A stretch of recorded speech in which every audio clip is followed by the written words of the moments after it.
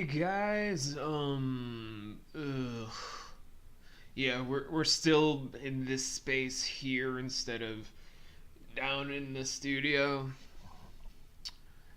and I really don't like this.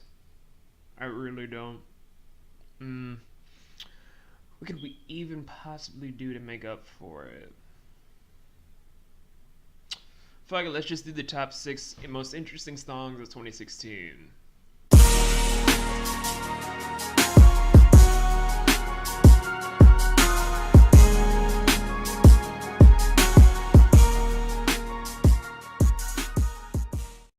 Hello nomads, hello party people, hello strangers everywhere across the internet. I'm really gonna miss that after the next 3 live action things I got planned for you guys. And then the closing out of the top 13 list is just gonna be all audio along with another countdown I got for you guys.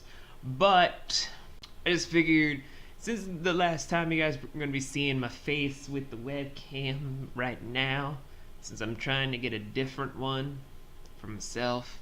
Good for you, man. We are going over the top 6 interesting songs of 2016. Now, why only 6 since this year was of 16? It's cause there really was a list for all 16 things, but after just doing some quick research, I was like, just leave it at 6. The whole year has some interesting stuff that was both good and bad, but mostly bad. And I'm gonna leave the bad stuff for our top 10 worst songs of 2016 list for a later date. But we've had too much negative, so let's do some positive stuff, you know what I mean? So let us now begin the list as of now.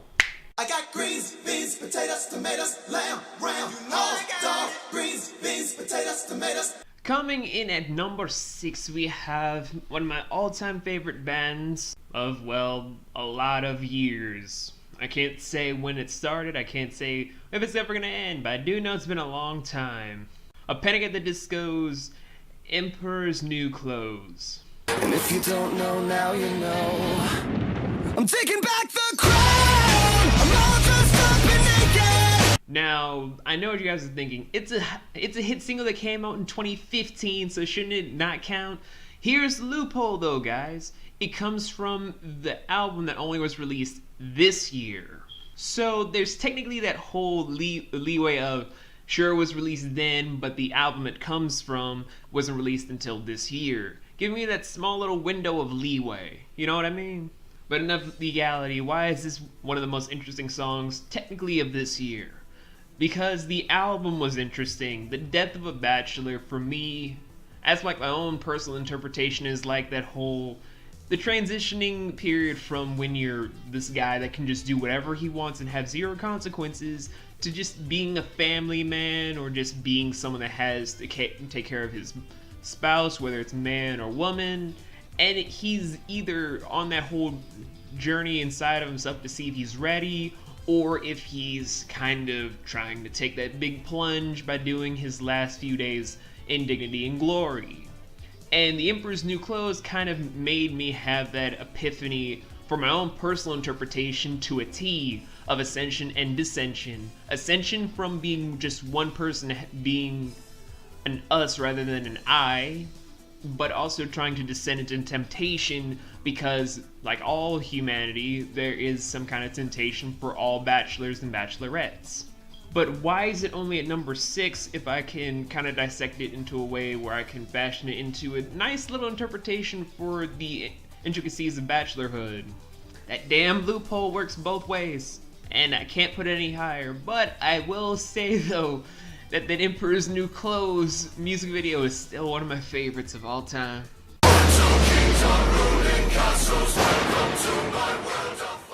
At number 5, we have one of my other favorite groups of Autopilot's song, Hurricane.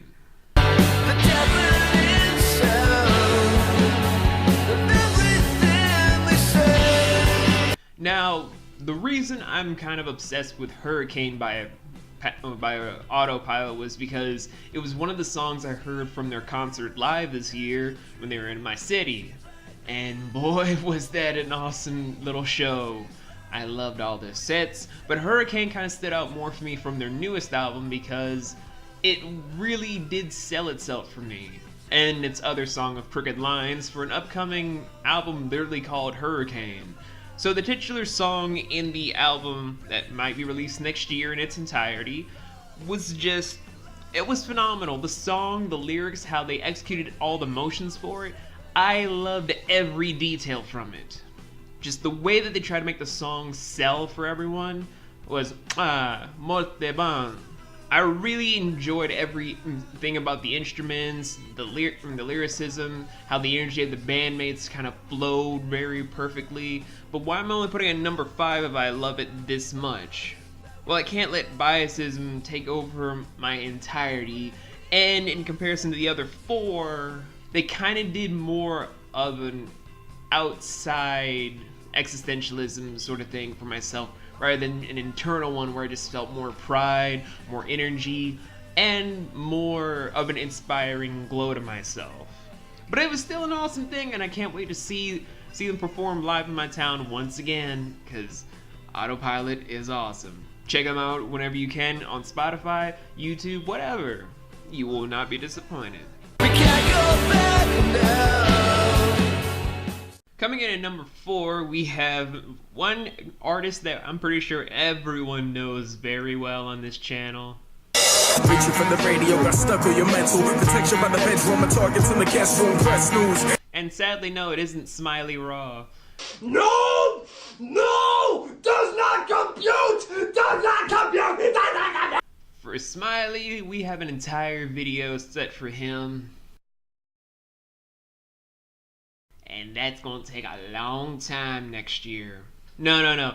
This is Last Laugh by 6 Seconds. A strange child, not many will play with me. Grew up a bit, same thing. I told them all to wait and see. I'll be something you hate to see from you throwing your shade at me. Now, if you guys saw one of my most popular videos of me doing a music review of his album, of Demigod, you would all know that Last Laugh was one of my favorite tracks from the album, if not my number 1 favorite. But why is that so? Why have I used that song like non-stop ever since the album came out? Well, only 2 reasons. One, the flow of the song was just, it was immaculate. I cannot deny the fact that it was on that level of flawless that makes a god want to feel pride. But the other part of the whole thing just kind of correlates with the fact that this song, it feels more like it's the artist trying to bond with the audience to just show that not only is it a song about him, but about the people. Every single lyric and every single motion within the song is just like saying to the audience that he's been in your shoes before. To everyone that listens to the song, you're Stefan as well. You're not the only one besides me who has been spit on, had been labeled strange, no one really paid enough attention to me, and from a connotation like that to where it takes on new heights for itself, how can you not enjoy a song of this magnitude or even find a lot of glory from it? But why is it only at number 4 comparing it to any other song I could put out? For 3 reasons. 1, I can't let my own biased opinion go any further than where I put the song in general, so I had to do it actually from a logical standpoint. Number 2, although it has all of those connotations that kind of elevate it to a higher stature for itself, where it should put Shizzy as one of the greatest of all time for what he's doing at his age, the thing of it is, in comparison to the other 3 that are on this countdown, it kind of pales in comparison at this moment in time. Later down the line, it may be able to shift into something even more beautiful and poignant, but right now, it pales in comparison to the other 3. And the 3rd reason, I just couldn't see it anywhere else except for being on the number 4 spot. I've literally done this list, I would say, 8 times over the last several months. It's still just number 4. Even before I heard a bunch of other songs this year.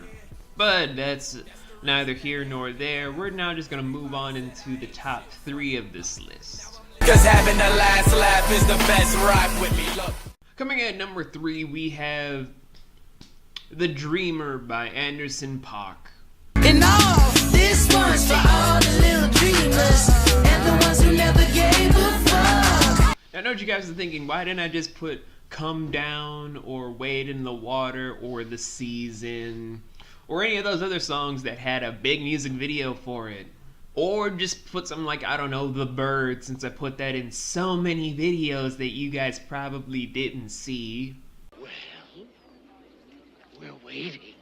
I'm picking this out of all the songs from Anderson's newest album because The Dreamer kind of spoke more to me, because it literally was trying to say it's for all those people that have a dream, are dreamers, and for the ones that honestly didn't really give a flying fuck about all the wrong consequences to make their dreams happen.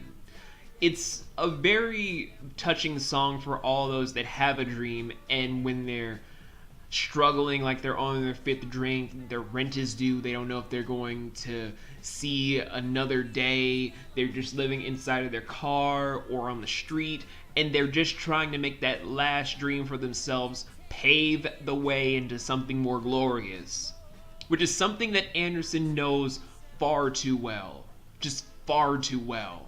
And the fact of the matter is, to just have this kind of song come out during this year that happened where so many things went wrong, I enjoyed the entire intensity that came from just this one mellow song, because it packed so much of a powerful impact that it didn't even need to go over the top or have a big music video that just makes it seem grander than life itself. The song itself sold so much to me that it just paved its own magical imagery in my skull for years and years to come. Why is it only number 3 though? The only thing I can say is that the other 2 on this list kind of have a bit more real world connotations than just this 3rd one that brings out a hopeful connotation to a group of individuals that kind of elevates itself higher than Last Laugh. They're in the same category of poignancy, but it's not on the same degree. Still though, for just these songs to be on this list in general, to be some of the biggest beacons of music in this god-awful year, it's kind of an accomplishment in and of itself, because it's all fantastic. I enjoyed every bit of it. But that's all here or there, say, so let's then just move on to the final 2. At number 2, we have Stick to Your Guns by Watsky featuring Julia Nunez. You got your finger on the trigger, kid. You got your finger on the trigger, kid. You know, it's strange. I've barely ever thought about using Watsky on the channel because he is so huge that I doubt they even need someone as small as me to just talk about how great he is. The dude's known worldwide, so what made Stick to Your Guns the most interesting thing that came out of him, aside from his Times Infinity album that had so much better songs in comparison lyrically? Well, guys, if you know me, lyrics don't make everything. They just make a certain part. What matters to me is the vibe, the message, and the tone of the song.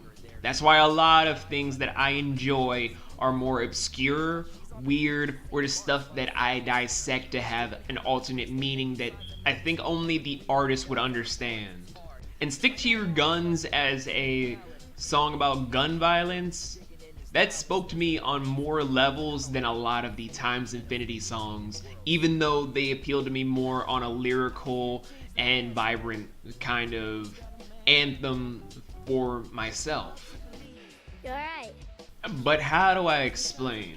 See, the tone of the entire song was just sort of really low, really kind of soft. Not too fast, not too anything, just it kept to the point, nice and quick, where everything was just purely clean. Nothing is like back talk or symbolism or just metaphors and similes. It was just direct with every single connotation. And I approved of that more than a lot of different songs are just like, oh, at the end, this is a song about bullying. Why didn't you just say that from the get-go? But Stick to Your Guns truly kept up to that, even where the music video implored people to talk to their members of the government to help do something involving gun control. At this moment in time, after trying to go through so many different songs, I apologize for not remembering the exact details of said music video, but the entirety of what this entire song pointed and painted out for itself overlaps a lot of things that I can even say, even if I did remember everything. And yet, why isn't it number one if it touched on something that is very, very sensitive, such as gun control? Because number one touched on something that appeals to a lot of people that are in my own position. And even though gun violence is something that I'm a huge advocate to stop, there's something I want to help get clarity on more that number one kind of emphasized a lot better. Needless to say though, Watsky, you are fantastic at what you do, bruh. And whatever new album you come out with, aside from the other awesome stuff you got coming out for your poetry, I am looking forward to, man. I'm desperately looking forward to all of that amazement. Stick to your guns. Stick to your guns. Sorry for redoing this out of nowhere, but since it's being released on Christmas Eve, I have to do this properly. Number one is Safe by Dumbfounded. You took me as safe. So, out of all the songs I could have picked out of 2016, why did I choose Safe by Dumbfounded? Well, for obvious reasons. It's a song about how pretty much the racism of the media is kind of getting out of hand. Now, when I originally recorded this, I was trying to get into exact detail about how the racism effect in Hollywood was the major effect. But after re-watching the footage and editing the stuff to a T right now, I came to the conclusion that to just sully the name of how white-facing a lot of different images in the Academy Award system and award ceremony itself, that doesn't cover exactly what Safe kind of symbolizes as an anthem. For the society that we live in, where a majority of the rights of many different minorities in different countries, aside from the United States, it correlates to a much more heavy implied thing that I think even Dumb himself thought would be possible with just this one song. Then again, I don't know, he might be like the next Mohammed and predicted what to say for the exact purpose of his lyricism and his track itself. I'm not here to debate whether or not that is the case. What I'm here instead to say is that although Stick to Your Guns had a more powerful theme for its whole gun control, gun violence, and how certain people, when they snap, that's one of the first tools they use to just go after anyone that has wronged them. With a song like Safe that has been implemented to pretty much say it's not cool to bully, it's not cool to just do anything as like a hate crime for others, that is more of a focal point about what society should look into before going into the gun violence. Because the more that you try to cover the newest form of what's going on in the world involving stereotypical behavior or a lot of racial profiling for the wrong reasons, and even just attacking a group of people just because of their certain religion, their race, their sexuality, that kind of tops over so many things that lead into all these whole violent outbursts of things. Because I believe that through hatred is what breeds all of these crimes that we have of rape, kidnapping, murder, robbery. It all starts from the initial hatred. Whether it's through you guys hating someone for their sexuality, hating them for their race, their religion, and just trying to whitewash it all from history and even from all the media doesn't help it. It makes the situation worse.